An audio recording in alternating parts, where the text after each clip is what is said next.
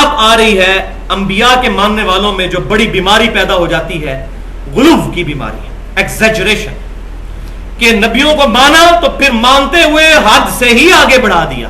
معاذ اللہ، استغفر اللہ. یا اہل الکتاب لا تغلو فی دینکم، اے اہل کتاب، اے نصارہ کے گروہ، عیسائیوں، اپنے دین میں ایگزیجریشن مت کرو، غلو نہ کرو، حد سے مت آگے بڑھو. ولا تقولوا علی اللہ الا الحق، اور اللہ پر کوئی بات نہ باندھو مگر حق بات جو ہو، سچی بات اللہ کے بارے میں وہ کرو. اپنی طرف سے چیزیں اللہ تعالیٰ کے اوپر نہ تھوپ دو. اور ان میں سے ایک چیز کیا تھوپی ہوئی تھی کہ عیسیٰ علیہ السلام کو وہ اللہ کا بیٹا مانتے تھے. کیتھولک اور پروٹیسٹنٹ کیا کہتے ہیں، جو اس زمانے میں جیکوبائٹس تھے، کہ عیسیٰ علیہ السلام ہی اللہ ہے، معاذ اللہ. تو اللہ تعالیٰ نے فرما دیا انما المسیح عیسی ابن مریم رسول اللہ، بے شک عیسیٰ بن مریم علیہ السلام تو نہیں مگر اللہ کے رسول. یہ اب ان کا منصب بیان ہو رہا ہے، وہ اللہ نہیں ہے، وہ گاڈ انکارنیٹ نہیں ہے، وہ اللہ کے رسول ہے. وَكَلِمَتُهُ، اور اللہ کا خاص کلمہ ہے، اللہ کا کلمہ کن. ویسے تو سارے اللہ کا کلمہ کن ہے، لیکن عیسیٰ علیہ السلام خاص ہے.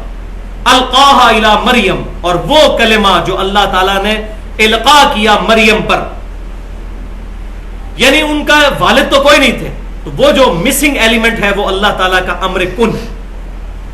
وروح منہ، اور اللہ تعالیٰ کی طرف سے روح ہے، خاص روح عیسیٰ علیہ السلام. ویسے تو ہم سب ونفخت فیہ من روحی ہے، قرآن میں آیا. آدم علیہ السلام میں بھی روح پھونکی گئی، ہر انسان میں اللہ تعالیٰ نے روح پھونکی اپنی طرف سے، لیکن عیسیٰ علیہ السلام خاص اللہ کی روح ہے. یہ آج کے عیسائی جو مشنری ہیں وہ اس کو پیش کرتے ہیں کہ دیکھیں جی عیسیٰ علیہ السلام اللہ میں سے روح ہے، وہ یہ ترجمہ کرتے ہیں. تو یہ بات سمجھ لیں آپ کہ من کے دو ترجمے ہیں. پرائمری ترجمہ من کا ہوتا ہے فرام، سے، کسی کی طرف سے. جو اللہ میں سے ہوگا اس کے لیے عربی کا لفظ ہوگا فی، میں، اللہ میں سے. یہ ہے اللہ کی طرف سے روح، اللہ میں سے روح نہیں. اللہ وہاں بھی آدم علیہ السلام کے لیے وَنَفَخْتُ فِيهِ مِن رُوحِي، میں اپنی طرف سے روح پھونک دوں تم میں. اپنی روح نہیں، اپنے اندر سے نہیں، اپنی طرف سے. روح بھی اللہ کی مخلوق ہے. یہ بات بڑی کریٹیکل ہے سمجھنے والی. یہاں میں نے نور من نور اللہ کا عقیدہ بھی کلیئر کرنا ہے. پہلے تو میں یہاں پر بیان کر دوں اسی ایگزیجریشن کے خلاف ایک حدیث صحیح بخاری کتاب الانبیاء سے کہ آپ صلی اللہ علیہ وسلم نے فرمایا، اے میرے امتیوں دیکھنا میری شان کو اس طرح بلند نہ کر دینا جس طرح نصارہ نے اپنے پروفٹ کی شان کو بلند کیا. میں اللہ کا بندہ اور اس کا رسول ہوں، مجھے اللہ کا بندہ اور اس کا رسول ہی کہنا. میرے بارے میں غلو نہ کرو. عبدہ و رسولہ، ہم یہی الحمدللہ نماز میں پڑھتے ہیں. اور دوسری حدیث مسند امام احمد سے صحیح سند کے ساتھ ایک صحابی نے آ کر حضور صلی اللہ علیہ وسلم کے سامنے صرف اتنا کہہ دیا، ما شاء اللہ و شئت، اے اللہ کے رسول جو اللہ چاہے اور جو آپ چاہیں. آپ صلی اللہ علیہ وسلم جلال میں آئے اور فرمایا جعلتنی للہ عدلا، تو نے مجھے اللہ کے مقابلے پر کھڑا کر دیا. قل بل ما شاء اللہ وحدہ، بلکہ کہہ جو اکیلا اللہ چاہے. کتنی احتیاط. آج کا وہ مولوی ہوتا وہ کہتا جی حضور میں تو اللہ دا بندہ ہی بن کے پہ کہنا وا، میں تو اللہ تے نہیں بنا دیتا، میں تو مستقل بذات کا عقیدہ آپ کے لیے رکھا نہیں ہوا، میں آپ کا عطائی مان رہا ہوں، ذاتی نہیں مان رہا. یہ جو آج تفریق کر رہے ہیں مستقل بذات، عطائی، محدود، غیر محدود، اس کی بنیاد پر ہر چیز نبی صلی اللہ علیہ وسلم نے کیٹاگوریکل مینشن. اور صحابی سے تصور بھی نہیں ہو سکتا کہ وہ معاذ اللہ استغفر اللہ اللہ تبارک و تعالی کے مقابلے پر حضور کو کھڑا کر رہے ہوں گے. اور حضور صلی اللہ علیہ وسلم نے تب بھی منع کیا، جعلتنی للہ عدلا، تو نے مجھے اللہ کے مقابلے پر کھڑا کر دیا. لیکن یہاں یہ بات بھی یاد رکھیں جن معاملوں میں اللہ اور رسول کا ذکر اکٹھا ہے وہ ہم کرتے ہیں. جیسے صحابہ کرام بخاری مسلم میں درجنوں حدیثیں، جب کوئی معاملہ نہیں پتا ہوتا تھا تو کہتے تھے واللہ ورسولہ اعلم، اللہ اور اس کا رسول بہتر جانتے ہیں شریعت کے اس مسئلے کو. اس مسئلے میں اللہ اور اس کا رسول ہی بہتر جانتے ہیں. لیکن یہ تقدیر کے جو معاملات ہیں یہ اللہ تعالیٰ کے ساتھ خاص. تو آپ صلی اللہ علیہ وسلم نے فرمایا صرف کہو جو اکیلا اللہ چاہے، اس سے منع فرما دیا. لہذا میں پینڈولم کی دونوں ایکسٹریمز کا ذکر کر رہا ہوں. میں یہ بھی نہیں کہتا کہ اللہ رسول کا ذکر اکٹھا کرنا شرک ہے معاذ اللہ, ایسی شیطانی توحید نہیں میں بیان کرتا. جہاں جہاں اللہ رسول کا ذکر اکٹھا آیا ہے وہاں ہم کرتے ہیں, بلکہ ہم تو اس سے بھی بڑی بات کرتے ہیں, من یطیع الرسول فقد اطاع اللہ, جس نے رسول کی اطاعت کی اس نے اللہ کی اطاعت کی. یہ آیت نہیں پڑھتے قرآن سے, یہاں تو اکٹھا بھی ذکر نہیں ہے, رسول کے ریفرنس سے اللہ کا ذکر ہو رہا ہے. اطیع اللہ اطیع رسول تو چھوٹی چیز ہے, یہ اس سے بڑی چیز ہے. من یطیع الرسول فقد اطاع اللہ, سورۃ النساء آیت نمبر 80. لیکن جہاں احتیاط وہ اب یہاں پر ذہن میں رکھیں. تو یہ اب روح من کو بھی سمجھ لیں. تو میں نے من کا مطلب بتایا سے, لہذا تصوف میں جو وہ عقیدہ آیا کہ موسیٰ علیہ السلام جب اپنے سفر میں تھے تو درخت میں سے آواز آئی, یہ ترجمہ وہ کرتے ہیں, وہ بھی غلط ہے. کیوں؟ سورۃ القصص کی آیت نمبر 30 میں لفظ کیا ہے؟ من الشجرتی, فی شجرتی نہیں ہے. یہ بھائیو وہ پوائنٹ ہیں جو آپ کو نہ کسی کتاب میں ملنے ہیں نہ کسی مولوی نے بتانے ہیں. یہ میں نے زندگی میں مار کھا کے یہ چیزیں سیکھی ہیں, کمپیریٹیو اسٹڈی کر کے. وہاں بھی الفاظ ہے درخت کی طرف سے آواز آئی, درخت میں سے نہیں. اسی کو تو بنیاد بنایا ہوا تھا انہوں نے, وحدت الوجود کا ماننے والے عقیدہ جو لوگ رکھتے ہیں کہ جی وہ اللہ بندے کے اندر سے بولتا ہے, ان الحق سبحانی معظم و شانی. بازید بستامی صاحب کہا کرتے تھے, تو ان کے کفریہ جملے کی غلط تعویل وہ کرتے ہیں, اللہ منہ سے بولتا ہے, معاذ اللہ استغفر. درخت کی طرف سے آواز آئی. حضور نے کبھی دعویٰ نہیں کیا کہ میرے منہ سے اللہ بولتا ہے, یہی کہا کہ مجھ پہ اللہ وحی کرتا ہے. اور اگر معاذ اللہ کسی صوفی کے بارے میں یہ عقیدہ ہے کہ اللہ ان پر کوئی وحی کر دیتا ہے یا ان پر کوئی کشف کر دیتا ہے, تو پھر تو ختم نبوت پہ ہی ڈاکہ مارنے والی بات ہوئی, معاذ اللہ استغفر اللہ. تو اللہ تبارک و تعالیٰ کی طرف سے. لہذا اب یہ ذرا ٹھنڈے دل سے ایک جملہ سن لیں, شاید آپ کو یہ برا بھی لگے, لیکن میں چونکہ ایمانداری کے ساتھ بات کرتا ہوں اور میں چاہ رہا ہوں یہ چیز ریکارڈنگ میں بھی آ جائے کہ ہمارے جو بریلوی بھائی یہ لفظ بولتے ہیں نا, نور من نور اللہ, یہ کوئی شرکیہ جملہ نہیں, نہ یہ کوئی کفریہ جملہ ہے. یہ عقیدہ دیکھنا ہوگا کیا ہے. اگر وہ نور من نور اللہ کا مطلب یہ لیتے ہیں کہ اللہ میں سے کوئی نکلا ہے, تو یہ تو واضح لم یلد ولم یولد کے خلاف ہوگا. نہ اللہ نے کسی کو جنا, نہ اللہ میں سے کوئی نکلا, نہ اللہ کسی میں سے نکلا. اور انشاءاللہ آپ کو کوئی ایسا بریلوی عقل مند نہ عالم نہ عوام میں ملے گا جس کا یہ عقیدہ ہو کہ اللہ میں سے رسول اللہ نکلے ہیں, معاذ اللہ. اس کو وہ بھی کفر کہیں گے. نور من نور اللہ, یہاں اللہ تعالیٰ نے عیسیٰ علیہ السلام کو کہہ دیا ہے روح منہ, روح من روح اللہ, اللہ کی طرف سے روح. نور من نور اللہ, اللہ کی طرف سے نور ہدایت. الحمدللہ یہ قرآن بھی نور ہدایت ہے, ہمارے نبی صلی اللہ علیہ وسلم بھی نور ہدایت ہے. سورۃ المائدہ کی آیت نمبر 15 میں آیا ہے قد جاءکم من اللہ نور و کتاب مبین, بے شک اللہ تعالیٰ کی طرف سے ایک نور تمہارے پاس آیا اور ایک کتاب آئی. تفسیر تبری اہل سنت کی پہلی تفسیر جو پہلے 300 سال میں لکھی گئی, امام ابن جریر الطبری رحمہ اللہ المتوفا 310 ہجری, انہوں نے اسی آیت کی تفسیر میں لکھا ہے اس سے نور سے مراد نبی صلی اللہ علیہ وسلم کی مبارک ذات ہے. تو ہم آپ صلی اللہ علیہ وسلم کو نور ہدایت مانتے ہیں. مسند امام احمد میں, جامعہ ترمذی میں, سنن کبرا, دلائل النبوہ امام بہیقی میں, ان تینوں کتاب میں جو میں نے اپنا جو لیکچر دیا تھا 2 گھنٹے کا ولادت مصطفیٰ والا 12 ربیع الاول پر صلی اللہ علیہ وسلم, اس میں میں نے ایک حدیث بیان کی تھی بڑی لمبی, اس میں آخر میں الفاظ تھے, صحیح سند کے ساتھ ہے یہ تینوں کتابوں میں. اور مشکات شریف میں شیخ البانی نے بھی اس کو صحیح کہا اور شیخ زبیر علی زئی صاحب نے بھی صحیح کہا کہ میں اپنی والدہ کا وہ خواب ہوں جو انہوں نے پیدائش کے وقت دیکھا کہ ان کے جسم سے ایک نور نکلا جس سے شام کے محلات بھی ان کے لیے روشن ہو گئے. تو یہ نور سے مراد نور ہدایت کہ آپ صلی اللہ علیہ وسلم کی دعوت ہدایت بالآخر شام تک بھی پہنچ گئی. نور سے مراد وہ نہیں ہے کہ نبی صلی اللہ علیہ وسلم نور سے پیدا ہوئے ہیں, یہ تو آپ صلی اللہ علیہ وسلم کی توہین ہے. کیوں؟ فرشتے نور سے پیدا ہوئے. اس طریقے سے بریلوی بھائیوں کو بات سمجھائی جاتی تو سمجھ آ جاتی. وہ بیچارے سمجھتے ہیں کہ نور نہ ماننا تو گستاخی ہو جائے گی. ہم کہتے ہیں نور ماننا گستاخی ہے کیونکہ فرشتے نور سے بنے اور انسان مٹی سے, اور انسان نور سے افضل ہے. اور نور تو بھائی سدرۃ المنتہا پہ رک گیا. صحیح بخاری اٹھا رہے کتاب التوحید چیپٹر آخری, سدرۃ المنتہا پہ پہنچ کے جبرائیل علیہ السلام کہہ رہے ہیں میں ایک بالشت بھی آگے گیا تو میں جل جاؤں گا. یہ انسان کی عظمت ہے کہ وہ آگے چلا گیا اور اللہ کا قرب نصیب ہوا جیسا کہ اللہ کی شان کے لائق ہے نبی صلی اللہ علیہ وسلم. تو انسان نور سے افضل ہے، لہذا آپ صلی اللہ علیہ وسلم کی افضلیت خیر البشر ہونا ہے۔ ہاں نور ہدایت ہے، قرآن بھی نور ہدایت، صحابہ کرام علیہم رضوان کے فرامین بھی نور ہدایت، صحیح بخاری بھی نور ہدایت، صحیح مسلم بھی نور ہدایت، ہدایت کی روشنی یہ کتابیں الحمدللہ۔ تو یہاں میں نے یہ عقیدہ بھی کلیئر کر دیا اور وحدت الوجود کا بھی رد کر دیا کہ وحدت الوجود کا یہ خطرناک عقیدہ قرآن کے بالکل خلاف ہے۔ یہاں میں اپنے استاد کا بھی ذکر ضروری سمجھتا ہوں، ڈاکٹر اسرار صاحب کا، اللہ تعالیٰ ان کی غلطیاں معاف کرے، ان کو نیک کاموں کا اجر عطا فرمائے۔ قرآن پاک کی خدمت کے حوالے سے مولانا مودودی کے بعد اگر کسی بندے نے قرآن کے حوالے سے کام کیا وہ ڈاکٹر اسرار کی پرسنالٹی تھی، قطع نظر ان سے جو غلطیاں ہوئیں، لیکن ایک غلطی جس کی وجہ سے مولوی ان کے پیچھے پنجے جھاڑ کے پڑے ہوئے ہیں وہ میں چاہ رہا ہوں کہ آج کلیئر کروں، میں ڈائریکٹ راوی ہوں اس بات کا۔ سورۃ الحدید کی تشریح کے اندر انہوں نے آج سے تقریباً 10-12 سال پہلے وحدت الوجود کے عقیدے کو بیان کیا تھا، اور اس میں واقعی ان کے انداز بیان میں شرک کا شائبہ ہوتا تھا۔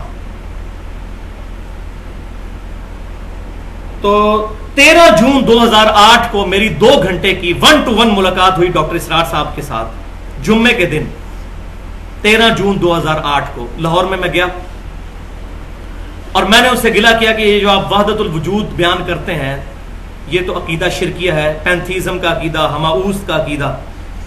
تو انہوں نے فرمایا وہ عقیدہ کہ اللہ تعالیٰ بندے میں حلول کر جاتا ہے، یہ عقیدہ تو شرکیہ ہے۔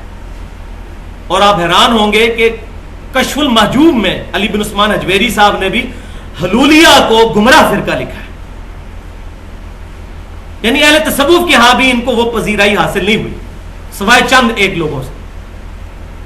تو ڈاکٹر اسرار صاحب نے کہا کہ جی میرا وہ عقیدہ نہیں۔ میں نے کہا جی آپ یہ لفظ کیوں پھر استعمال کرتے ہیں، آپ بتائیے کہ آپ کا وحدت الوجود کا عقیدہ کیا ہے۔ تو انہوں نے فرمایا کہ میرا وحدت الوجود سے مراد یہ ہے کہ ساری کائنات ایک وجود کی وجہ سے، ایک ہستی کی وجہ سے عدم سے وجود میں آئی ہے، اور وہ اللہ کی ذات ہے۔ تمام کائنات اسی ایک ہستی پر ڈیپینڈنٹ ہے۔ تو میں نے کہا ڈاکٹر صاحب اس کا نام تو توحید ہے علم الکلام میں، توحید کا لفظ قرآن و حدیث میں تو نہیں ہے، علم الکلام کا لفظ ہے۔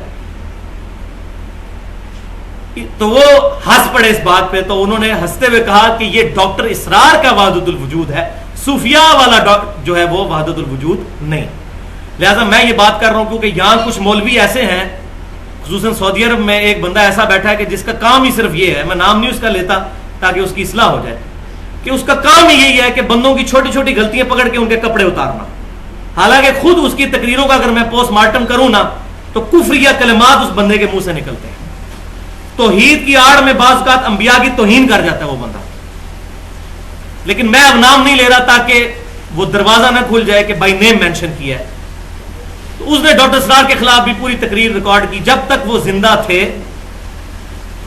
ان کے پاس میں فزیکلی جا کر، میں راوی ہوں ڈائریکٹ، کہ انہوں نے یہ اس معاملے میں اپنا موقف کلیئر کیا، اور اس کے تقریباً 2 سال کے بعد ان کی ڈیتھ ہوئی 14 اپریل 2010 کو۔ الحمدللہ میں نے جنازہ بھی ان کا پڑھا لاہور جا کر۔ تو یہاں میں وحدت الوجود کے عقیدے کے اعتبار سے ان کی طرف سے تھوڑی سی جسٹیفیکیشن میں نے دے دی۔ اب اللہ کا نام لے کر مختصر سے وقت میں اس کو کنکلوڈ کر لیتے ہیں تاکہ یہ بات کلیئر ہو جائے۔ فآمنوا باللہ ورسلہ، پس ایمان لاؤ اللہ پر، اس کے رسولوں پر، ولا تقولوا ثلاثہ، اور مت کہو کہ 3 خدا ہے۔ 3 خدا، ٹرینٹی کا عقیدہ نہ رکھو۔ کیتھولک کیا کہتے تھے کہ گاڈ دا ہولی فادر، پھر سیدہ مریم کے بارے میں اس وقت، آج وہ ہولی گوسٹ کو لیتے ہیں ٹرینٹی میں، اس وقت کہتے تھے ہولی مدر سیدہ مریم، آج ہولی گوسٹ کہتے ہیں، اور تیسرا جو ہے وہ ہولی سن کہتے ہیں سیدنا عیسیٰ علیہ السلام کو۔ تو اللہ تعالیٰ فرماتا ہے کہ مت کہو کہ 3 ہے، انتہو خیر لکم، باز آ جاؤ اسی میں تمہاری خیریت ہے۔ پنجابی کیا جائے گا، بندے پتر بن جاؤ نہیں تو رگڑے جاؤ گے۔ انما اللہ الہ واحد، بے شک اللہ تعالیٰ تو اکیلا ایک الہ ہے۔ سبحانہ ان یکون لہ ولد، اللہ تعالیٰ تو اس سے پاک ہے کہ وہ کسی کو اپنا بیٹا بنا لے۔ وہ بیٹا تو وہ بنائے جس کو یہ خطرہ ہو کہ میرے بعد میری نسل چلے، جب میں مر جاؤں گا تو میرا دنیا میں نام کون روشن کرے گا؟ اللہ تعالیٰ کو تو موت آنی نہیں، لم یلد ولم یولد، اور حی القیوم ہے، وہ اس کو کبھی موت نہیں آنی، اس کو کیا ٹینشن، وہ تو پاک ہے ان چیزوں سے کہ اس کی کوئی اولاد ہو. اولاد تو انسان کو چاہیے ہوتی ہے جو دنیا میں مرنے کے بعد نام روشن کرے. وہ پاک ہے کہ اپنے لیے کوئی بیٹا اختیار کرے. لہو ما فی السماوات و ما فی الارض، جو کچھ آسمانوں اور زمین کے اندر ہے سب کی ملکیت بادشاہت اس کے ہاتھ میں ہے. وکفا باللہ وکیلا، اور اللہ تعالیٰ اکیلا ہی کارساز کافی ہے. علم الکلام اور فلسفی کے حوالے سے جہمیہ کا رد اور جہلا کا، یہ میں نے ٹرم ڈیوائز کی، جہلا جو دوسری ایکسٹریم پر ہے، اور اہل سنت کا منہج درمیان میں کیا ہونا چاہیے وہ انشاءاللہ میں اس کو بریف کروں گا. پہلے یہ سمجھ لیں کہ لفظ جو ہے فلسفی، اس کی کنسٹرکشن کیا ہے. تو بھائیو یہ جو لفظ ہے فلسفی انگلش کے اندر، اردو میں بھی ہم فلسفہ کہتے ہیں، یہ دو حروف سے مل کر ملا ہے. دونوں حروف گریک لینگویج کے ہیں، یونانی، کیونکہ فلسفہ وہیں سے آیا. ایک ہے لفظ فیلو جس کا مطلب ہے لو، اور دوسرا لفظ ہے صوفی جس کا مطلب ہے حکمت، لاجک، وزڈم. تو فلسفی کی اپروپریٹ ٹرانسلیشن بنے گی لو آف وزڈم، یعنی لاجک اور وزڈم سے محبت، یعنی آپ کی چیزوں کی بنیاد ڈیفینیٹ علم پر، حکمت پر ہونا چاہیے.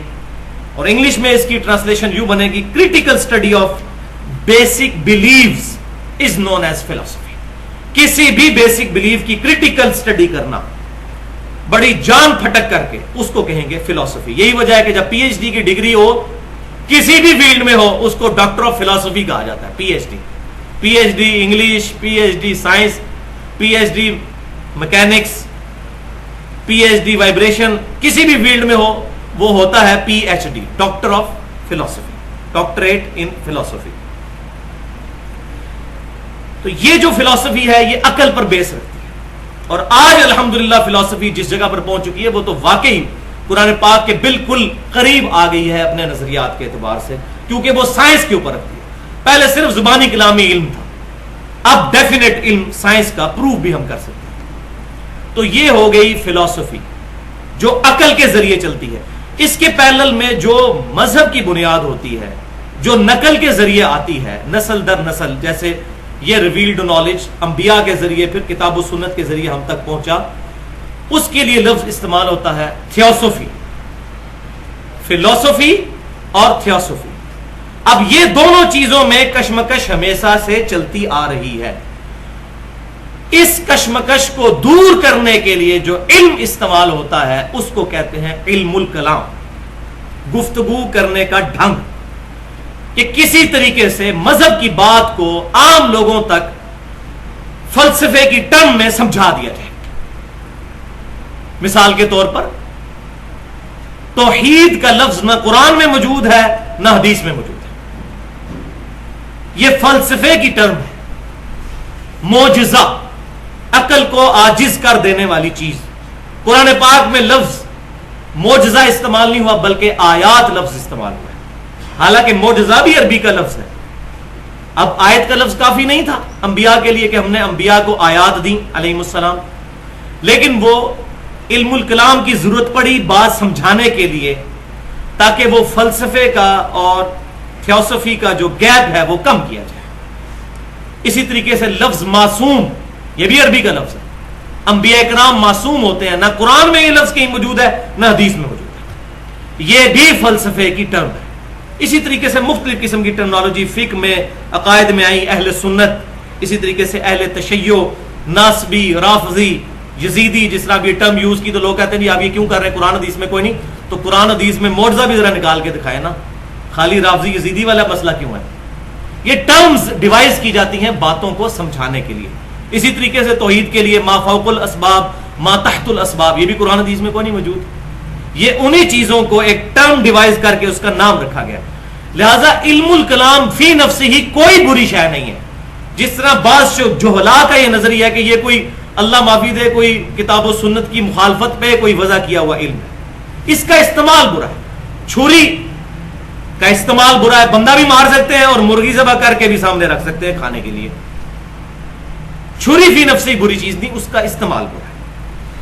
لہٰذا یہ اصطلاحات جو استعمال ہوئیں تو اس میں اللہ تعالیٰ کی ذات اور صفات کے حوالے سے جو اختلاف پایا جاتا ہے اس پہ میں پرٹیکولر تھوڑی سی گفتگو کروں گا، باقی چیزوں کو سکپ بھی کر دیا جائے تو خیر ہے۔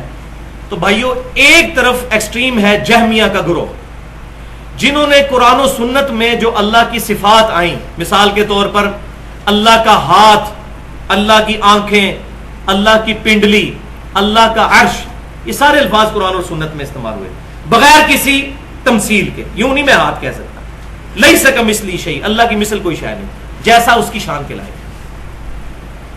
یہ جتنی چیزیں آئیں تو جہمیہ کا ایک گروہ تھا جنہوں نے ان تمام چیزوں کو علم الکلام کے ذریعے ذبح کرنا شروع کر دیا اور کہا جی ہاتھ مراد نہیں، قدرت مراد ہے، عرش مراد نہیں، اس سے غلبہ حکومت مراد ہے، آنکھیں مراد نہیں، اس طریقے سے مختلف تعویل، حالانکہ واضح الفاظ قرآن و سنت میں موجود ہیں۔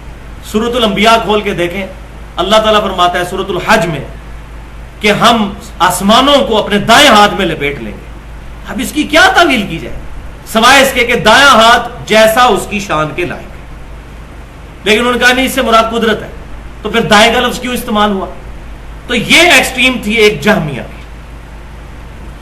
اب ظاہر ہے جب بھی کوئی ایکسٹریم آتی ہے تو اس کے مقابلے میں جب اس کا رد شروع ہوتا ہے تو دوسری ایکسٹریم آ جاتی ہے، جو آج ہمارے انڈیا پاکستان میں خصوصاً جو اہل حدیث مکتبہ فکر کے لوگ ہیں، جن کو میں باقیوں کی نسبت کتاب و سنت کے منہج کے سب سے قریب سمجھتا ہوں، ان میں یہ تھوڑا سا غلو آنا شروع ہوا، ایگزیجریشن۔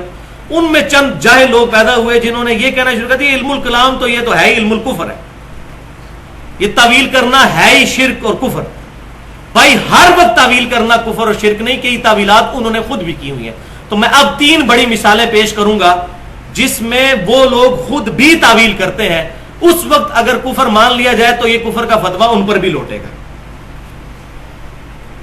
پہلی مثال سورۃ القصص کی آیت نمبر 88، آخری آیت ہے پارہ نمبر 20 میں، بسم اللہ الرحمن الرحیم، کل شیء ہالک الا وجہہ، ہر شے ہلاک ہو جائے گی سوائے اس کے چہرے کے۔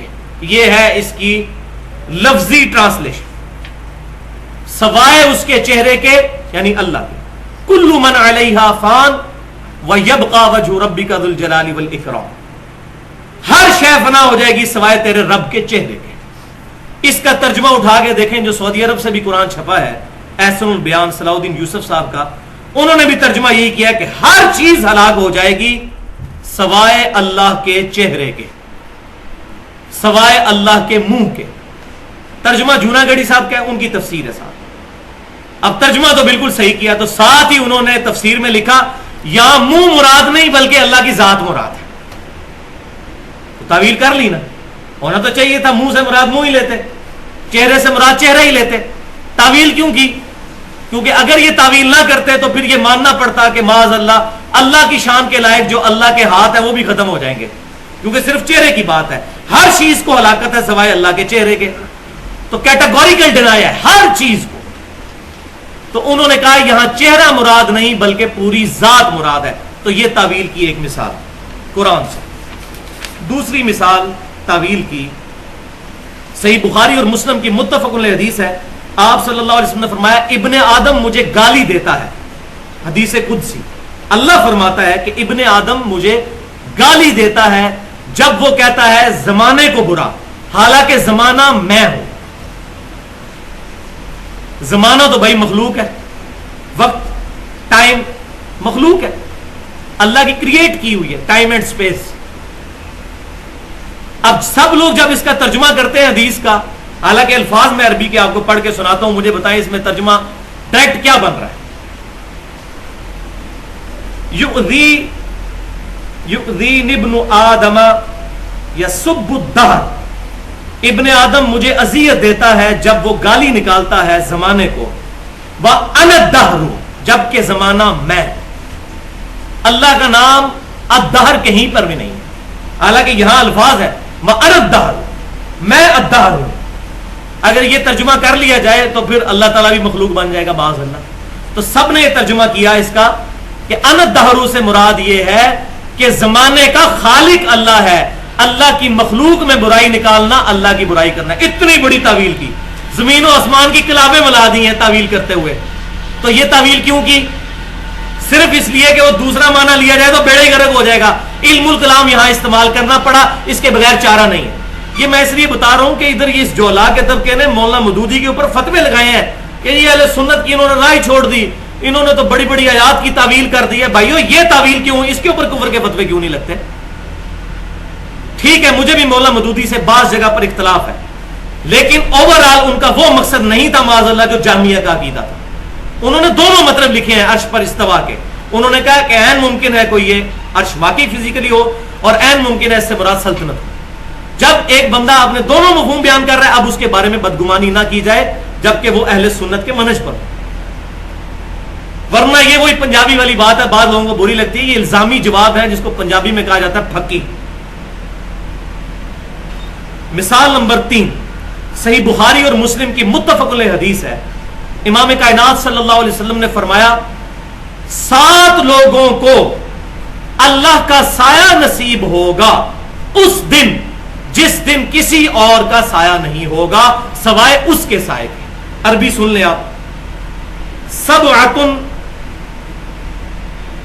یظلھم اللہ فی ظلہ, 7 لوگ ایسے ہیں جن کو اللہ تعالی اپنا سایہ عطا فرمائے گا, یوم لا ظل الا ظلہ, جس دن کوئی سایہ نہیں ہوگا سوائے اس کے سائے کے, اللہ کے سائے کے. تو اللہ کا سایہ ہے, کسی نے ترجمہ نہیں کیا, سب نے بریکٹوں میں لکھا ہوا ہے اس دن اللہ اپنے عرش کا سایہ نصیب کرے گا. یہ تعویل کیوں کرنی پڑی؟ عرش کے الفاظ دور دور تک کہیں نہیں اس میں موجود, الفاظ واضح ہیں, لا ظل الا ظلہ, کوئی سایہ نہیں سوائے اس کے سائے. تو یہاں بھی تعویل کرنی پڑ گئی, علم الکلام کا استعمال کرنا پڑ گیا. یہ بھائیوں میں یہ ٹیکنیکل گفتگو کر رہا ہوں, انشاءاللہ جب بعد میں لوگ سنیں گے ان کو پتا چلے گا ان ایشوز کو آج تک کسی نے ایڈریس کیا نہیں. اس حوالے سے یہ اتنی امپورٹنٹ چیزیں ہیں کہ یہ کیپیبلٹی سے باہر ہے, لوگوں کو یہ پہلے چیزیں سمجھنی پڑتی ہیں پھر بیان کرنی پڑتی ہیں. اب اہل سنت کا منہج اس کے درمیان ہے, نہ تو ہم جہمیہ ہیں اور نہ جہلا ہیں, ہماری درمیان کی راہ ہے. اہل سنت فرقہ نہیں, اہل سنت منہج. اور وہ یہ ہے کہ جہاں پر ہمارے سلف نے تعویل کی, صحابہ تابعین تبع تابعین نے سمجھتے ہوئے, اس تعویل کو ہم بھی جائز سمجھتے ہیں. اور آج بھی اگر بعض چیزوں کی تعویل کرنی پڑ جائے علم الکمال کلام کے حوالے سے, اور سلف میں اس کے بارے میں کوئی رائے نہ ملتی ہو, اس کی مخالفت میں بھی نہ ملتی ہو, تو کوئی حرج نہیں اس معاملے میں. کوئی نہیں کرنا چاہتا نہ کرے, لیکن فتویٰ بازی کسی پر نہ کی جائے. اب اہل سنت کا, اصحاب الحدیث کا منہج محدثین کا کیا ہے اللہ کی ذات اور صفات کے حوالے سے؟ 2 حدیثیں میں یہاں پر بیان کروں گا. یہ بہت کریٹیکل احادیث ہیں اور دونوں جامعہ ترمذی کے اندر ہیں. جامعہ ترمذی کتاب الزکات انٹرنیشنل نمبرنگ کے مطابق 662 نمبر حدیث ہے. رسول اللہ صلی اللہ علیہ وسلم نے ارشاد فرمایا, اور یہ حدیث بخاری اور مسلم میں بھی ہے, لیکن ترمذی سے میں اس لیے پڑھ رہا ہوں کہ اس پہ امام ترمذی نے اہل سنت کا منہج بھی ساتھ بیان کیا ہے اور جہمیہ کا رد کیا ہے. ایگزیکٹ امام ترمذی کے میں الفاظ انشاءاللہ یہاں سے پڑھتا ہوں. نبی صلی اللہ علیہ وسلم نے ارشاد فرمایا, بے شک اللہ صدقے کو قبول کرتا ہے اور داہنے ہاتھ کو آگے بڑھا کر اپنے داہنے ہاتھ میں صدقہ لیتا ہے, پھر اس کی پرورش کرتا ہے یہاں تک کہ وہ احد پہاڑ کے برابر ہو جاتا ہے, جیسا کہ تم میں سے کوئی شخص گھوڑے کے بچے کو پالے اور وہ بڑا ہو جائے. اس طریقے سے اللہ تعالیٰ تمہاری نیکی کو پالتا ہے, اپنے دانے ہاتھ سے تمہارے صدقے کو ریسیو کرتا ہے. اب دانا ہاتھ یہ واضح طور پر الفاظ موجود ہیں جیسے قرآن میں آئے تھے. اس کی تعویل یہ کرنا کہ اس سے مراد قدرت ہے, یہ سخت زیادتی ہے, یہ جہمیہ نے. اس پر کیا کامنٹس ہیں؟ امام ترمذی لکھتے ہیں, یہ الفاظ غور سے سنیں, اس اور اس جیسی کئی احادیث جن میں اللہ کی صفات کا ذکر ہے, جیسا کہ اللہ کا ہر رات کو دنیا کے آسمان پر اترنا, تو کئی اہل علم کہتے ہیں کہ یہ روایات ثابت ہیں اور ہم ان پر ایمان لاتے ہیں, لیکن وہم میں مبتلا نہیں ہوتے کہ اس کی ڈیٹیل کیا ہے, اس میں نہیں پڑھتے. بس یہ نہیں کہا جائے گا کہ کیسے اور اس کی کیفیت کیا ہے وغیرہ وغیرہ. اسی طرح امام مالک بن انس امام مالک, سفیان بن عیینہ, عبداللہ بن مبارک, یہ تینوں چوٹی کے اہل سنت کے علماء, تبع تابعین میں سے. ان کا بھی یہی کہنا ہے کہ ان احادیث پر صفات کی کیفیت میں پڑے بغیر ایمان لانا ضروری ہے. اہل سنت والجماعت کا یہی قول ہے. اہل سنت والجماعت, یہ لفظ امام ترمذی نے استعمال کیا, امام مسلم نے. یہ اس زمانے کے اہل سنت والجماعت ہے, آج کے نہیں. اور اہل حدیث بھی اس زمانے کے, آج کے والے نہیں. آج کوئی بھی بندہ اگر اس منہج پہ ہوگا وہ وہی والا اہل حدیث کی اصحاب الحدیث ہوگا, اور اگر اس منہج پہ نہیں ہے تو خالی ٹائٹل لگانے سے نہیں ہوگا. اسی طریقے سے اہل سنت وہی ہوگا جو واقعی اس منہج پہ ہوگا, خالی ٹائٹل لگانے سے اہل سنت نہیں بنے گا.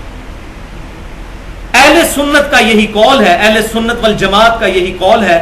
لیکن جہمیہ ان روایات کا انکار کرتے ہیں اور کہتے ہیں کہ یہ تشبیہ ہے, حالانکہ اللہ نے قرآن میں کئی جگہ اپنے ہاتھ اور سماعت اور بصیرت کا ذکر کیا.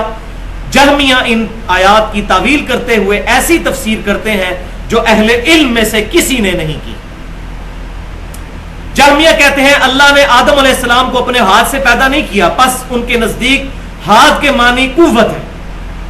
اس کے جواب میں امام اسحاق بن ابراہیم کہتے ہیں کہ تشبیہ تو اس صورت میں ہوگی کہ اگر یہ کہا جائے کہ اس کا ہاتھ کسی کے ہاتھ جیسا ہے, یا کسی کے ہاتھ کی مثل ہے, یا اس کی سماعت کسی کی سماعت سے مماثلت رکھتی ہے.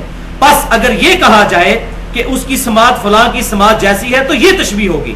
لہٰذا اگر صرف وہی کہا جائے جو اللہ نے کہا ہے کہ ہاتھ, سماعت, بصر, اور یہ نہ کہا جائے کہ اس کی کیفیت کیا ہے یا اس کی سماعت فلاں کی سماعت کی طرح ہے, تو یہ تشبیہ نہیں ہوگی.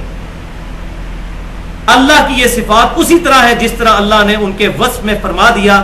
سورہ شورى آیت نمبر 11 پارہ نمبر 25, لیس کمثلہ شیء وہو السمیع البصیر, اللہ کی مثل کوئی شے نہیں اور وہی سننے والا دیکھنے والا. تو یہاں امام مالک کا وہ قول جس پر امت نے اجماع کیا وہ بہت اہم قول ہے.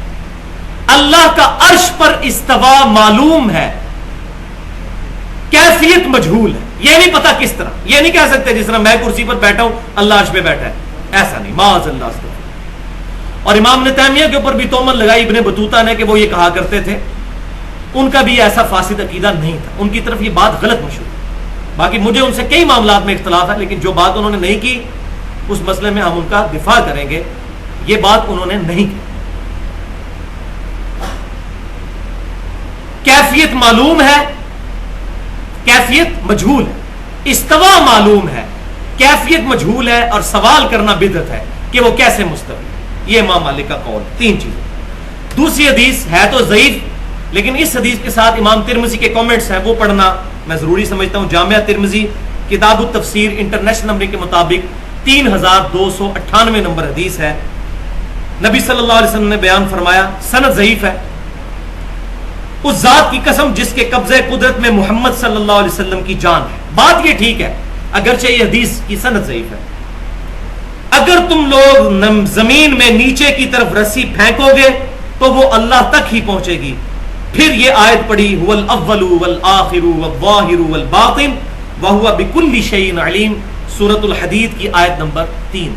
وہی اول ہے, وہی آخر ہے, وہی ظاہر ہے, وہی باطن ہے, اور وہ ہر چیز کا احاطہ اپنے علم کے ذریعے کیے ہوئے. اس پر امام ترمذی کیا کمنٹس کرتے ہیں؟ اہل علم اس حدیث کی تفسیر میں کہتے ہیں کہ رسی کا اللہ کی طرف پہنچنے سے مراد اس رسی کا اللہ کے علم تک پہنچنا ہے. دیکھیں تعویل آ گئی ادھر بھی, یہ چوتھی مثال ہو گئی علم الکلام کی. تعویل کر لی نا, حالانکہ حدیث کے الفاظ تھے اللہ تک پہنچے گی, انہوں نے کہا نہیں, یہاں مراد اللہ کا علم ہے, اس کی قدرت اور حکومت تک پہنچنا ہے, کیونکہ اللہ کا علم, اس کی قدرت اور اس کی حکومت ہر جگہ پر ہے, اور وہ خود تو اپنے عرش پر ہے, جیسا کہ خود اس نے اپنی کتاب یعنی قرآن میں بیان فرما دیا. کئی جگہ پر آیا الرحمن علی العرش استوى ثم استوى علی العرش, اللہ تعالیٰ عرش پر مستوی ہوا جیسا کہ اس کی شان کے لائق ہے. تو لہذا یہ احمد بریلوی صاحب نے بہت پیارا ترجمہ کیا ہے, اللہ اپنے عرش پر مستوی ہے جیسا کہ اس کی شان کے لائق ہے, بریکٹ میں. بہت پیارا ترجمہ. بجائے اس کے کچھ لوگوں نے ترجمہ کیا اللہ عرش پر جا بیٹھا, معاذ اللہ استغفر اللہ. یہ الفاظ نہیں استعمال کرنا. اللہ عرش پر مستوی ہے جیسا اس کی شان کے لائق ہے، اس کے لیے کوئی تمثیل بیان نہیں کریں گے۔ اگلے پوائنٹ چھوٹے چھوٹے ہیں۔ پوائنٹ نمبر 3، وحدت الوجود کے عقیدے میں جو شرکیہ پہلو ثابت کرنے کے لیے، اگر وہ ڈاکٹر اسرار صاحب والا وحدت الوجود ہو جو میں نے پچھلی دفعہ بتایا، جو میں نے ڈاکٹر صاحب سے خود ڈسکشن کی، ریکارڈنگ والی نہیں، جو خود ڈسکشن کی تھی، تو وہ توحید کو وحدت الوجود کہہ رہے تھے، اس کا معاملہ ڈیفرنٹ ہے، الفاظ سے ہمیں کوئی چیڑ نہیں۔ میں نے پچھلی دفعہ بتایا نور من نور اللہ کا بھی اگر کوئی عقیدہ ان معنوں میں رکھتا ہے کہ نبی صلی اللہ علیہ وسلم اللہ کی طرف سے آئے ہوئے نور ہدایت ہیں، تو یہ بات بالکل ٹھیک ہے۔ لیکن اگر وہ عقیدہ رکھتا ہے فاسد کہ اللہ میں سے کوئی نکلا، تو یہ کلمہ کفر ہے، اور یہ کسی کا بھی عقیدہ نہیں ہے، معاذ اللہ استغفر اللہ، کسی کا ایسا عقیدہ نہیں ہے، اور اگر ہے تو اس کو اپنے اس فاسد عقیدے سے توبہ کرنی چاہیے۔ یہ پوائنٹ نمبر 3 جو تھا وہ حدیث صحیح بخاری کی کتاب الرقاق چیپٹر میں انٹرنیشنل نمبرنگ کے مطابق 6502 نمبر حدیث ہے۔ یہ اکثر صوفیاء سے آپ کو سننے کو ملے گی کہ نبی صلی اللہ علیہ وسلم نے بیان فرمایا، حدیث قدسی ہے، جو کوئی میرے ولی کے ساتھ دشمنی کرے گا میرا اس کے خلاف اعلان جنگ ہے۔ بندہ میرا قرب کسی اور چیز سے نہیں حاصل کر سکتا جتنا فرائض پر پابندی سے حاصل کرتا ہے، اور نوافل کے ذریعے میرا اتنا قرب حاصل کر لیتا ہے کہ میں اس کے کان بن جاتا ہوں جس سے وہ سنتا ہے، میں اس کی آنکھ بن جاتا ہوں جس سے وہ دیکھتا ہے، میں اس کے ہاتھ بن جاتا ہوں جس سے وہ پکڑتا ہے، میں اس کے پاؤں بن جاتا ہوں جس سے وہ چلتا ہے۔ بس یہاں تک حدیث روک دیتے ہیں، اگلا ایسا نہیں بیان کرتے، کیونکہ وہ بیان کریں گے تو اپنے عقیدے کو ثابت نہیں کر سکتے۔ اگلے الفاظ کیا ہیں کہ آپ صلی اللہ علیہ وسلم نے ساتھ ہی فرمایا کہ اللہ تعالیٰ فرماتا ہے اگر وہ مجھ سے کوئی دعا کرتا ہے تو میں قبول کرتا ہوں، اور اگر مجھے میری طرف رجوع کرتا ہے کسی کے خلاف میری پناہ حاصل کرنے کے لیے، میری پناہ میں آتا ہے تو میں اس کو پناہ بھی عطا کر دیتا ہوں اس کے دشمن کے خلاف۔ یہ نہیں بیان کرتے، کیونکہ پھر وہ دوبارہ اللہ کے پاس پہنچ جائے گا، وہ جب تک اس کو اللہ نہ بنا لیں اس وقت تک تسلی نہیں ہونی۔ جب وہ اللہ سے ہی مانگ رہا ہوگا، اللہ کی پناہ میں آ رہا ہوگا، پھر کہیں گے جی بزرگاں تک ہی کمال ہے، تو وہ پوری حدیث نہیں پڑھتے۔ یہ ہاتھ بن جاتا ہوں، پاؤں بن جاتا ہوں، کان بن جاتا ہوں، پھر میں وہی بات کروں گا، یہ 5ویں مثال ہوگی۔ اب تعویل کرنی پڑے گی، یہاں بھی ایگزیکٹ اگر ترجمہ کریں گے وہ جوہلا والا، جامعہ والا، یہاں پر اگر وہ والا مسئلہ لیا جائے تعویل والا تو اس کے بغیر چارہ نہیں ہے۔ یہ 5ویں مثال ہو جائے گی تعویل کی، 5ویں پھکی ہو جائے گی، تعویل کرنی پڑے گی۔ فزیکلی اللہ تعالیٰ کسی کے کان نہیں بنتا، اس سے مراد کیا ہے؟ کان بن جاتا ہوں، ہاتھ بن جاتا ہوں، پاؤں بن جاتا ہوں، اس سے مراد یہ ہے کہ اس کے یہ تمام اعضاء پھر گناہوں سے کنارہ کشی اختیار کر لیتے ہیں، پرفیکٹلی اس کو نیکیوں پر استقامت مل جاتی ہے۔ جیسے اردو میں بھی محاورتاً بولا جاتا ہے فلاں کا تو اوڑھنا بچھونا ہی یہی ہے، جیسے ہمارے پروفٹ کے لیے سورۃ الانعام کی آیت نمبر 162 میں آیا قل ان صلاتي ونسكي ومحياي ومماتي لله رب العالمین۔ اے محبوب صلی اللہ علیہ وسلم آپ فرما دیجئے بے شک میری نماز، میری قربانی، میرا جینا، میرا مرنا سب کچھ اللہ کے لیے، میرا سب کچھ اوڑھنا بچھونا اللہ کی ذات ہے۔ یہ ہے وہ معنی۔ اس پہ پھر اعتراض کرتے ہیں کہ جی کہ وہ تو پہلے ہی گناہوں سے بچا ہے تو تب اللہ نے اس کو یہ انعام دیا ہے۔ بات بالکل ٹھیک ہے، جو بندہ گناہوں سے بچے گا پھر اللہ تعالیٰ اس کو یہ انعام دے گا، لیکن بھائیوں اللہ تعالیٰ کا انعام دینا اصل میں ہے کسی کا نیکیوں پر استقامت اور گناہوں سے بچنے پر استقامت۔ یہ تو اللہ کی توفیق کے بغیر ممکن نہیں۔ پہلے انسان کک مارے گا پھر اللہ کی طرف سے رسپانس آئے گا، وَالَّذِينَ جَاهَدُوا فِينَا لَنَهْدِيَنَّهُمْ سُبُلَنَا، جو لوگ ہماری راہ میں کوشش کریں گے ان کے لیے ہم اپنی راہیں کھولیں گے۔ تو پہلے کک بندے نے مارنی ہے، پھر اللہ تعالیٰ اس کو استقامت دے گا، جس کا ثبوت وہ سورہ آل عمران کی آیت نمبر 31 ہے۔ قُلْ إِن كُنتُمْ تُحِبُّونَ اللَّهَ فَاتَّبِعُونِي يُحْبِبْكُمُ اللَّهُ۔ اے محبوب صلی اللہ علیہ وسلم ان سے فرما دیجئے اگر اللہ سے محبت کرتے ہو تو پھر میری یعنی نبی صلی اللہ علیہ وسلم کی اتباع کرو، پھر اللہ تم سے محبت کرے گا، اور اللہ جب محبت کرے گا تو پھر ظاہر ہے گناہوں سے محفوظ کر دے گا، اور اس کے ساتھ بھی موجود ہے وَيَغْفِرْ لَكُمْ ذُنُوبَكُمْ، تمہارے گناہوں کو بھی معاف کر دے گا۔ تو ہاتھ بن جاتا ہوں، پاؤں بن جاتا ہوں، اس سے مراد ڈائریکٹ بننا نہیں ہے، بلکہ اس سے مراد یہ ہے، اور وہ عقیدہ حلولیہ کا اس کو تو میں نے بتایا کشف المحجوب میں بھی کفر لکھا ہے. ایک محی الدین ابن عربی نے غلط نظریات پیش کیے تو تصوف میں کئی لوگوں نے ان کا رد کیا. شیخ احمد سرہندی جن کو مجدد الافسانی صاحب کہا جاتا ہے, انہوں نے باقاعدہ پوری کتاب لکھی ہے فتوحات مدینہ. ان کے رد میں محی الدین ابن عربی کی کتاب تھی فتوحات مکیہ جس میں شرکیہ عقیدے تھے, اس کا رد خود ایک صوفی نے کیا ہے, شیخ احمد سرہندی صاحب نے, آج سے 400 سال پہلے. تو وہ عقیدہ تمام تصوف کو پریزنٹ نہیں کرتا. پوائنٹ نمبر 4 وہ ہے علم غیب اور کشف کے حوالے سے کہ غیبی علوم انبیاء کرام علیہ السلام کے علاوہ کسی اور کے لیے ماننا. تو بھائیو ایسا عقیدہ رکھنا ختم نبوت کے منافی ہے, سوائے ایک چیز کے جو بخاری اور مسلم میں ہے کہ میری وفات کے بعد اب نبوت کی خبروں میں سے صرف مبشرات باقی ہیں. پوچھا گیا مبشرات کیا ہیں, تو فرمایا آپ صلی اللہ علیہ وسلم نے کہ وہ خواب ہے. لیکن ساتھ ہی صحیح مسلم میں حدیث ہے, آپ صلی اللہ علیہ وسلم نے فرمایا کہ خواب شیطان کی طرف سے بھی ہو سکتا ہے اور خواب اللہ کی طرف سے. اب یہ فیصلہ پھر کتاب و سنت پہ ہوگا کہ یہ خواب صحیح ہے یا فراڈ ہے, کیونکہ ہر مکتبہ فکر ہی نبی صلی اللہ علیہ وسلم کو خواب میں دیکھتا ہے اور کہتا ہے جی نبی صلی اللہ علیہ وسلم نے کہا کہ یہ جماعت ٹھیک ہے, باقی ساری فارغ ہے. میں تو ساری جماعتیں پھری ہیں, کیا تبلیغی جماعت, کیا دعوت اسلامی, اسی طریقے سے باقی مکاتب فکر کی جماعتیں, ساروں کے پاس ماشاءاللہ تھوک کے حساب سے خواب موجود ہے بیان کرنے کے لیے. اور پھر دوسرے کا نہیں مانیں گے, اپنا ہی مانیں گے, انہیں جی ان کو تو آ ہی نہیں سکتا خواب. تو بھائیو یہ جو ایک دوغلی پالیسی چل رہی ہے نا, یہ بہت غلط چیز ہے. اسی کو بنیاد بنایا صوفیاء نے, اور انہوں نے کہا جی ہمیں جو ہے وہ کشف ہو جاتا ہے, غیبی خبریں حاصل ہو جاتی ہیں. اور پھر ان صوفیاء کے بھی پھر چیزوں کو یوز کر کے پھر ایک بندے نے بالکل ننگی قسم کی بات کر دی, اور بیچارہ جو ہے وہ کافر ڈکلیئر ہو گیا, غلام احمد قادیانی. بیچارہ اس لیے کہہ رہا ہوں کہ اس سے بڑی باتیں صوفیاء کر کے گئے ہیں, لیکن ان کو ہم سارے رحمت اللہ علیہ کہتے ہیں. ہم سے مراد جو آپ لوگ ہیں, میں تو نہیں کہتا, میں تو احتیاط کرتا ہوں, نہ ان کے بارے میں بدگمانی کرتا ہوں اور نہ کوئی حسن ظن رکھتا ہوں, کیونکہ ان کی کتابوں میں بہت کچھ فراڈ موجود ہے. کسی کو تسلی کرنی ہو تو ہمارا ریسرچ پیپر ahlsunnatpak.com پہ رکھا ہوا ہے, اندھا دھند پیروی کا انجام. کوئی بزرگ کلمہ پڑھوا رہے ہیں لا الہ الا اللہ چشتی رسول اللہ, کوئی کلمہ پڑھوا رہے ہیں لا الہ الا اللہ اشرف علی تھانوی رسول اللہ, معاذ اللہ استغفر. تو حسن ظن کیسے ہم قائم رکھیں بھائی؟ تو ہم بریک ایون پوائنٹ پہ آ جاتے ہیں, نہ ان کو ہم گستاخ ڈکلیئر کرتے ہیں اور نہ ان کی بزرگی کا اعتراف کرتے ہیں. لیکن بھائیو انہی چیزوں کو پھر بنیاد بنایا نا غلام احمد قادیانی نے, اور اس نے جو ہے وہ اپنی کتاب کے اندر باقاعدہ صوفیاء کے کشف کے حوالے دیے ہیں.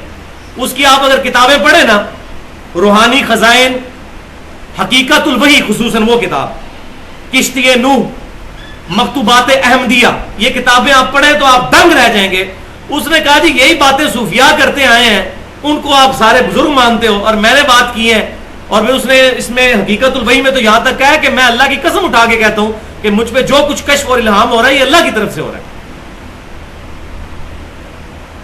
تو بھائیو یہ سارے دعوے پھر بالآخر اس رزلٹ تک پہنچے, اس کے پیچھے بنیاد ان لوگوں نے فراہم کی.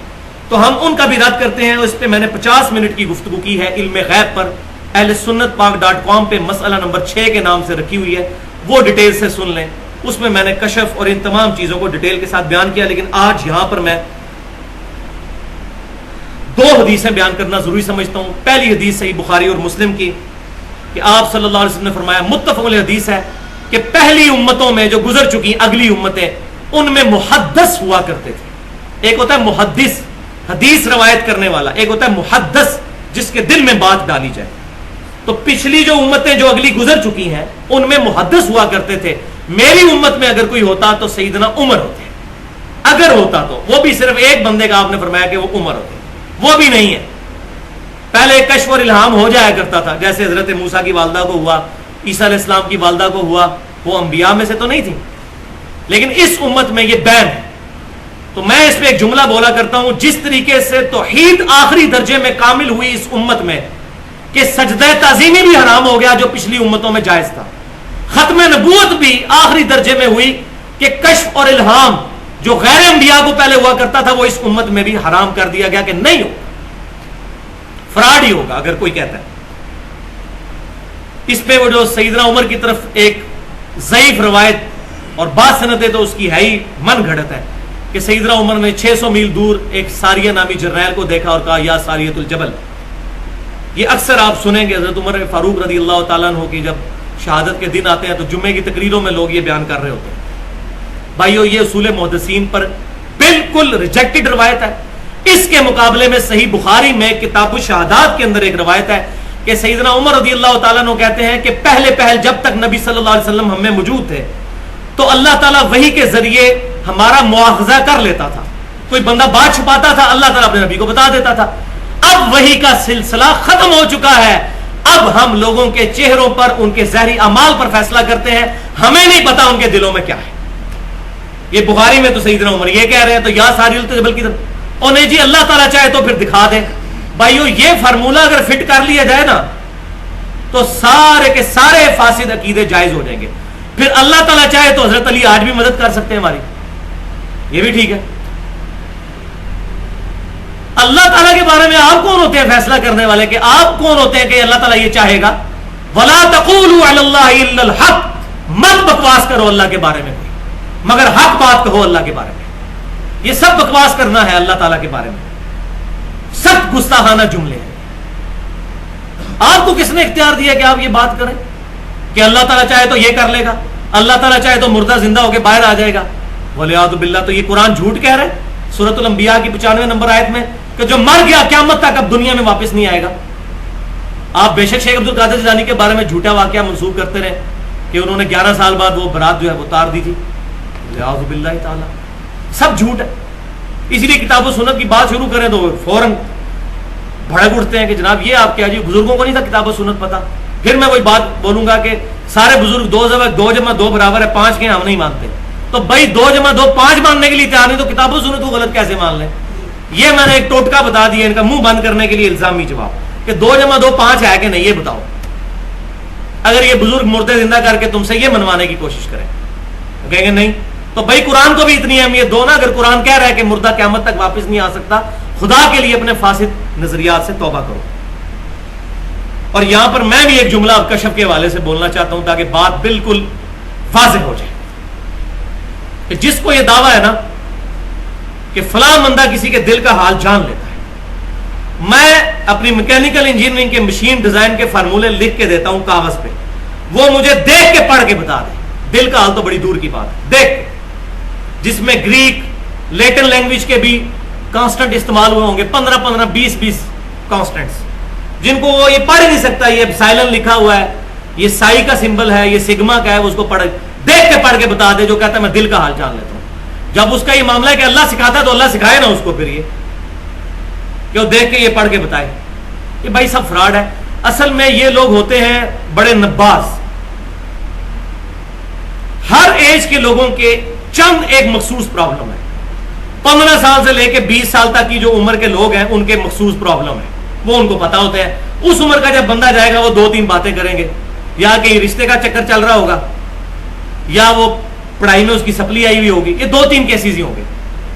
پھر 25 سے لے کر 35 سال تک اور ایشو ہوں گے کہ شادی شدہ ہوا اولاد نہیں ہو رہی ہوگی, یا بیوی بات نہیں مانتی ہوگی. 3-4 وہ تکے لگائیں گے, ٹھیک ہو جائے گا, کہیں گے جنہوں نے دل کا حال جان لیا.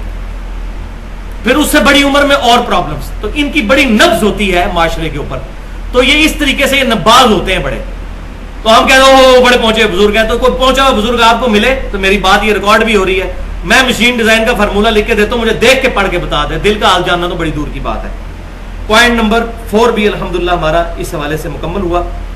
اس میں نے ایک لیکچر اور بھی ریکارڈ کروایا ahlsunnatpak.com پہ. مسئلہ نمبر 13 ہے علم تصوف اور حیات خضر.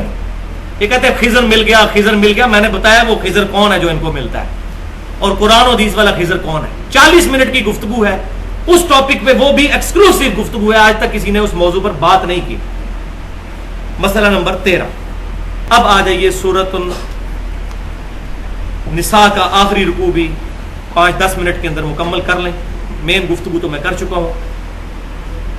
5واں سٹیپ پہلے میں نے بتایا تھا, ان 13 آیات کے اندر 7 سٹیپ ہیں جس میں سے 4 کور ہو چکے. 5واں سٹیپ ہے اور وہ ہے غلو کا علاج, ایگزیجریشن کا علاج. بسم اللہ الرحمن الرحیم. سورۃ النساء آخری رکوع. لن يستنكف المسيح ان يكون عبدا للہ، عیسیٰ بن مریم کبھی بھی اس بات میں اور محسوس نہیں کریں گے کہ ان کو اللہ کا بندہ کہا جائے. وہ تو فخریہ کہیں گے میں اللہ کا بندہ ہوں. وَلَا الْمَلَائِكَةُ الْمُقَرَّبُونَ، نہ ہی اللہ کے فرشتے اس بات میں کوئی اور یا اپنے لیے شرمندگی محسوس کریں گے کہ وہ اپنے آپ کو اللہ کا بندہ کہیں. ہم تو سمجھتے ہیں کسی کو اللہ کا بندہ کہہ دیا شاید کوئی چھوٹا ٹائٹل دے دیا ہے. یہ تو کہنا چاہیے کہ وہ اللہ تعالیٰ کا وزیر ہے زمین و آسمان میں. یہ جب تک نہ کہیں اسے تسلی نہیں ہوتی. حالانکہ نماز میں ہم پڑھتے ہیں عبدہ و رسولہ، بلند ترین درجہ ہے، خاص بندے اللہ کے اور خاص رسول.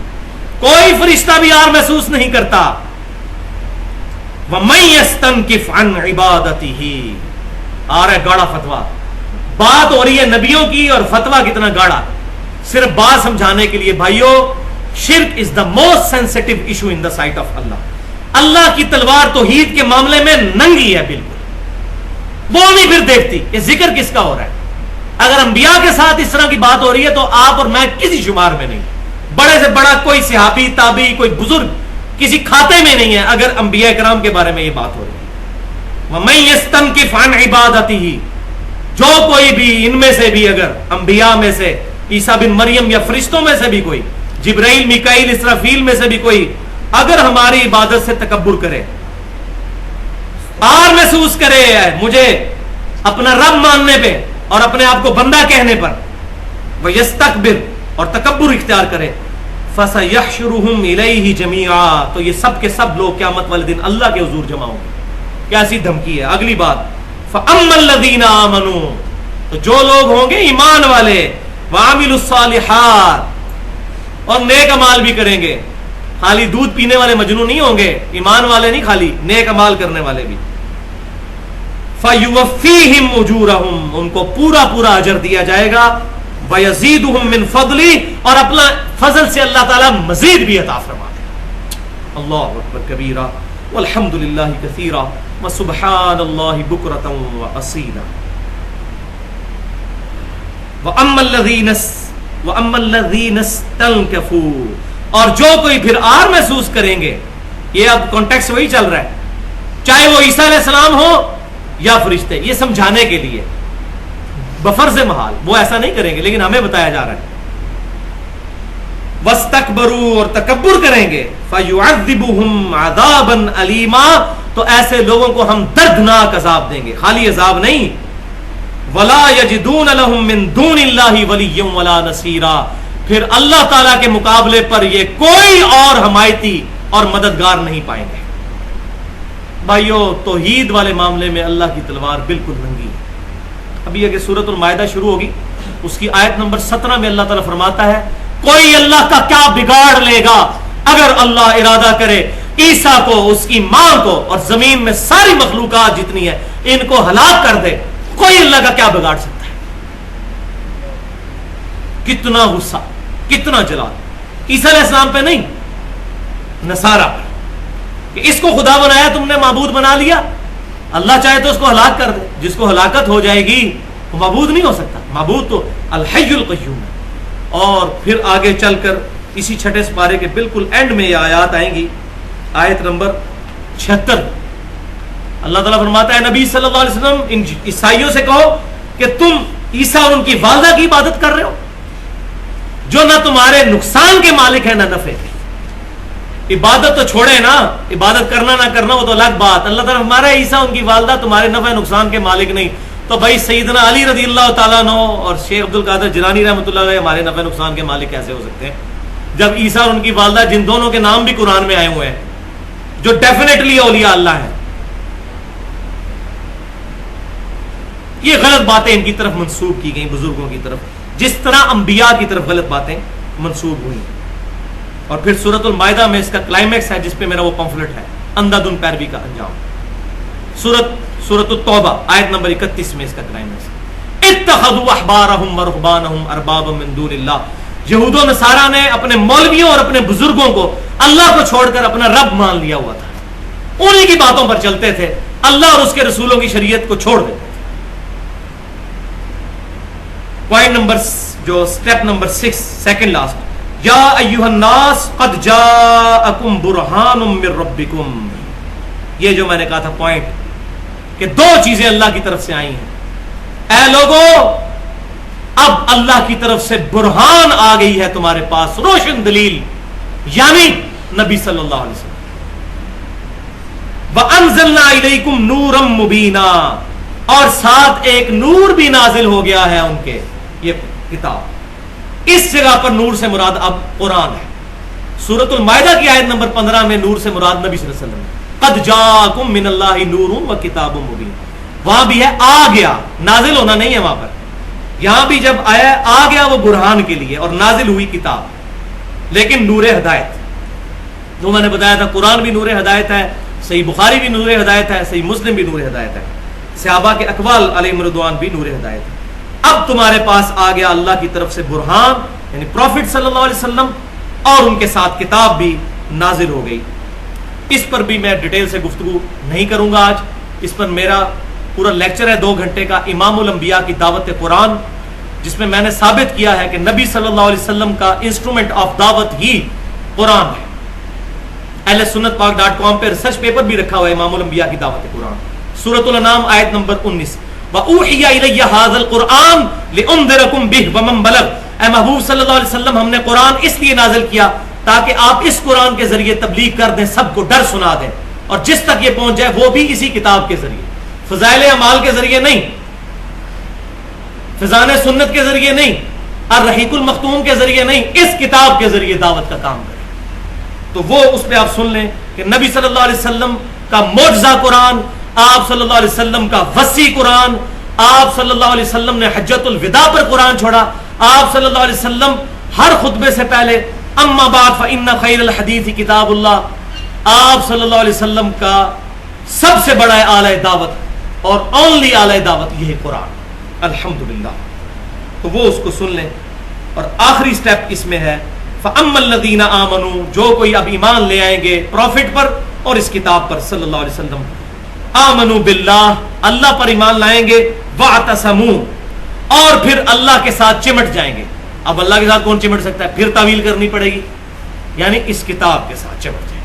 وَاعْتَصِمُوا بِحَبْلِ اللَّهِ جَمِيعًا وَلَا تَفَرَّقُوا, یہ وہی لفظ آ گیا وَاعْتَصَمُوا بِهِ, اللہ کے ساتھ چمٹنا یعنی کتاب اللہ کے ساتھ چمٹنا, جو اللہ کی رسی ہے. غدیر خم کی حدیث بھی میں اکثر بیان کرتا ہوں صحیح مسلم میں, اس میں بھی کہا گیا کہ اللہ کی رسی کتاب اللہ ہے.